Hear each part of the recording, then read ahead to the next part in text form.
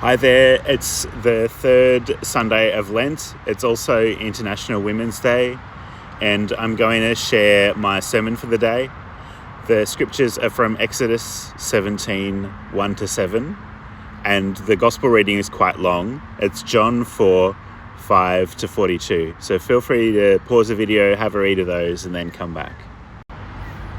In the reading from Exodus, it's during the time when the ancestors of the Jewish people of Israel, are wandering in the wilderness, and the people are thirsty, they need water. And Moses makes this a personal thing when they ask for water. He makes it about them not trusting him and not trusting God. I wonder, what if he had just asked for water instead of making this a big theological argument? There was water there, and the God of creation provided them with the water that they needed. Water means a whole lot of things to us symbolically and spiritually, but sometimes people just really need some clean water to drink, and bringing theological concepts or theological anxieties into it or starting a debate isn't going to help anything. In fact, it might end up discrediting our faith if we want to debate theology and see faith before we will help people with their basic needs. In the desert, there's often water flowing underground, and we see signs of it where there's plants growing. If we dig where the water is, where we can see that life is growing, we might be able to make a well. And in the gospel reading, Jesus has stopped at a well in a land that the ancestor of Israel, Jacob, had given to one of his sons. But this is a land that's been separate from the rest of Israel for a long time. Hundreds of years back, the tribes of Israel had come together to form a kingdom, to be like the other nations. But after they had had three kings, the people of Samaria had decided that they wanted to get out of the kingdom. They didn't want to be part of it anymore. They split off to form a separate kingdom. Afterwards, the rest of Israel didn't recognize the Samaritans' faith, and they expected that their faith must have been corrupted by the surrounding peoples. And about 100 years before the time of Jesus, when the Jewish people had, they'd been conquered previously, but they now had their own kingdom again, just for about 100 years, they went to war against the Samaritans during this time, and they destroyed the Samaritans' mountain temple. Now, we know that there's a story about Jacob at a well, and now Jesus is at a well. Jacob went to a well, and that was where he met his future wife. But actually, he married two women that he met there, sisters. And eventually, he also had children with their slaves as well. So I wonder, what do we expect when Jesus is waiting at a well and a woman comes to get water from the well? We might think that Jesus is also looking for a wife.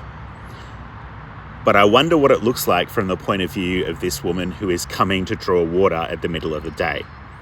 The middle of the day is the worst time to get water. It's the hottest time to be doing the hard work of pulling water up out of the ground and carrying it back home.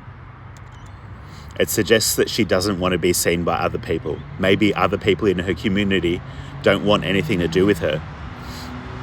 But I wonder how she feels when she sees that there's a man there sitting at the well. What does he want? Is it safe to go up there? Because whatever happens, there won't be any witnesses. It might be risky for her to go up to the well, but she does go up there confidently to get the water that she needs. And when Jesus tells her to give him a drink, this is strange. He's telling her to serve him. He's making demands of her, and this is typical of how men would treat women. And often men still treat women this way. But it's unusual that he would ask a foreign person for water.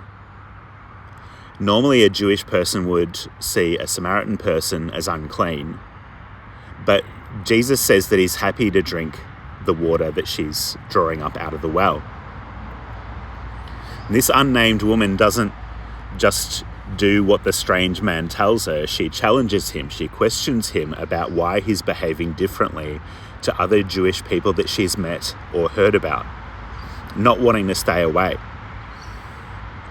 Jesus says that he has something better to offer than the water in the well, that he himself is a gift of God. In this story, Jesus really is making himself sound like a certain kind of guy who's looking for a wife and believes that he is an exceptionally great catch. But this unnamed woman keeps on mocking and challenging him. I see you're a prophet. It all depends on the tone of voice that you read that in. She's known plenty of men and she isn't going to be easily seduced by this one. If this all seems a bit far-fetched, we just need to look at the reaction of the disciples when they come back. They're scandalized that he's been talking to a woman without anybody else present. But it feels too awkward for them to say anything. Jesus has said that there doesn't need to be conflict between the Jews and the Samaritans about which mountain temple is the right place to worship. He will bring a time where people worship wherever they are and will really know God. He shows her that he knows her story and he doesn't condemn her for it, even though her own community might have condemned her and disrespected her. We might expect that at this point the two are going to fall in love and ride off into the sunset. But this encounter doesn't leave the unnamed woman to marry Jesus and serve him. It leads her back to her own community to lead them in this new way that Jesus has described. This living water that she's received has brought her from the edge of her community to the center, because now she has more than just water, her spirit has also been nourished. She now becomes a kind of well for her own community because she's not just surviving but thriving.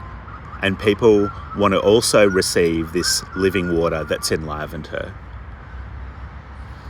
As we prepare for what's waiting for us out in our communities, where people are hungry and thirsty, let's ask God to provide what we need for today to refresh us and enliven us.